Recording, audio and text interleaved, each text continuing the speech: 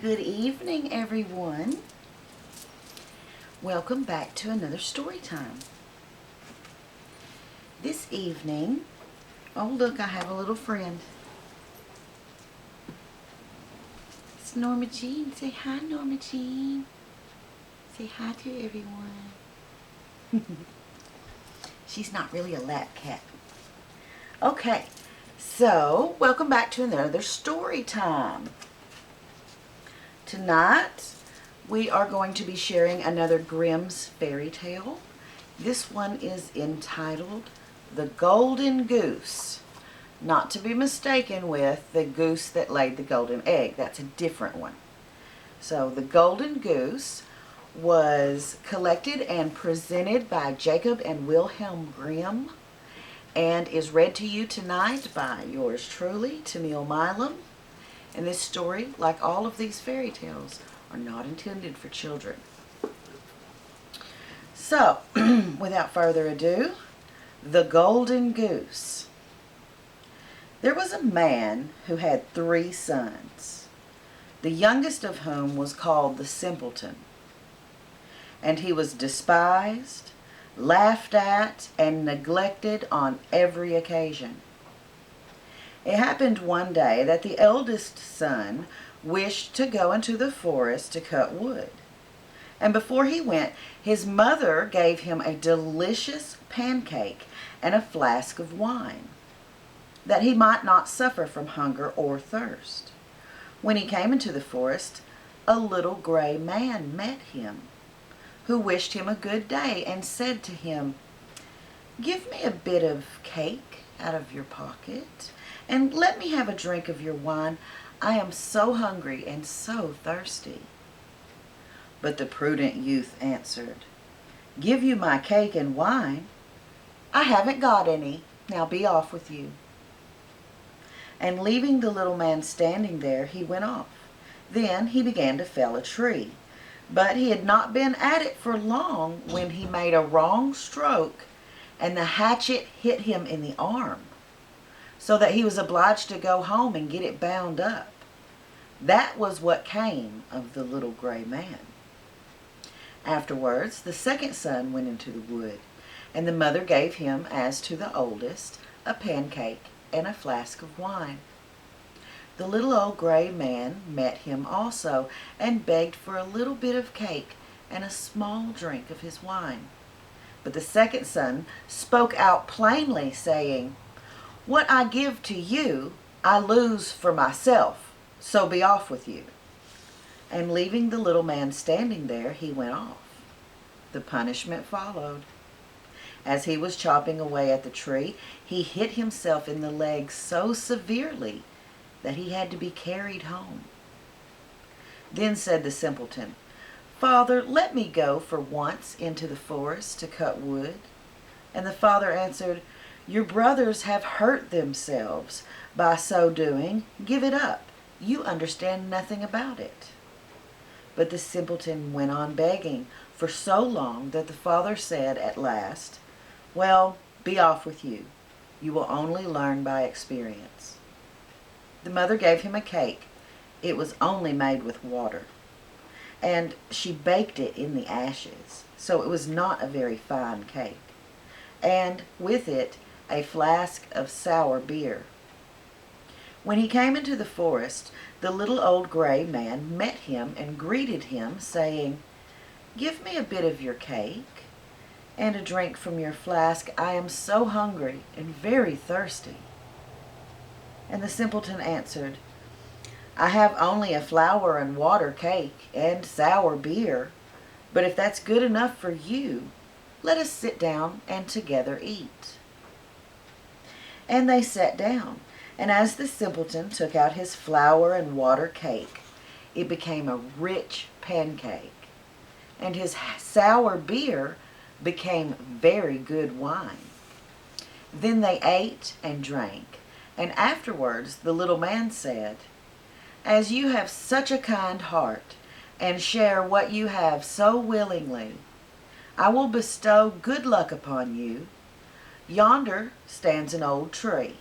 Cut it down, and at its roots you will find something.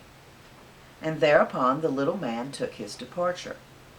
The simpleton went there and hewed away at the tree, and when it fell, he saw, sitting among the roots, a goose with feathers of pure gold. He lifted it out, and he took it with him to an inn where he intended to stay the night. The landlord there had 3 daughters who, when they saw the goose, were curious to know what wonderful kind of bird it was, and ended by longing for one of its golden feathers. The eldest thought, "I will wait for a good opportunity, and then I will pull out one of its feathers for myself." And so, when the simpleton was gone out, she seized the goose by its wing. But there her finger and hand had to stay. They were held fast. Soon after came the second sister with the same idea of plucking out one of the golden feathers for herself. But scarcely had she touched her sister than she also was obliged to stay, held fast. Lastly came the third with the same intentions, but the others screamed out, "Stay away, for heaven's sake, stay away." But she did not see why she should stay away, and thought, "If they do so, why should not I?" And she went towards them. But when she reached her sisters, there she stopped, hanging on with them. And so they had to stay all night. The next morning, the simpleton took the goose under his arm and went away, unmindful of the 3 girls that hung on to it. The 3 had always to run after him, left and right, wherever his legs carried him. And in the midst of the fields they met the parson, who, when he saw the procession, said, "Shame on you girls, running after a young fellow through the fields like this." And forthwith he seized hold of the youngest by the hand to drag her away. But hardly had he touched her, when he too was obliged to run after them himself.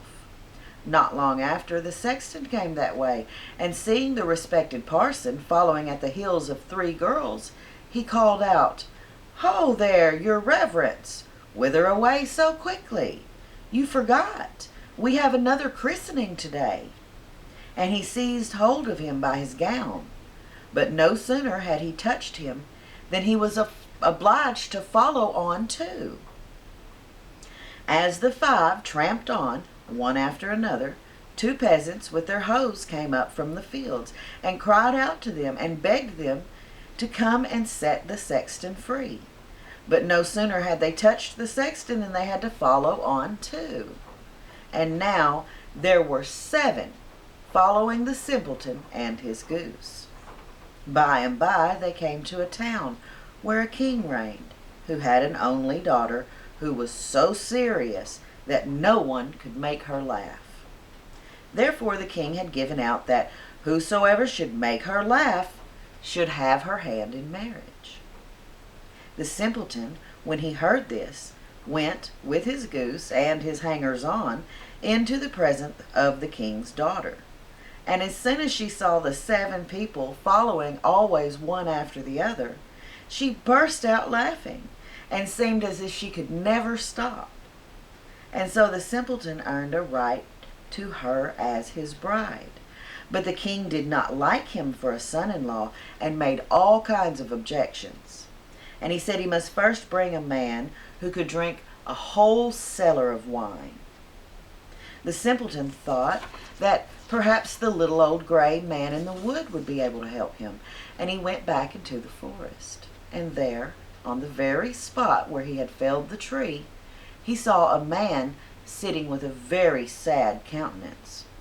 The simpleton asked him what the matter was, and he answered, "I have a great thirst, which I cannot quench.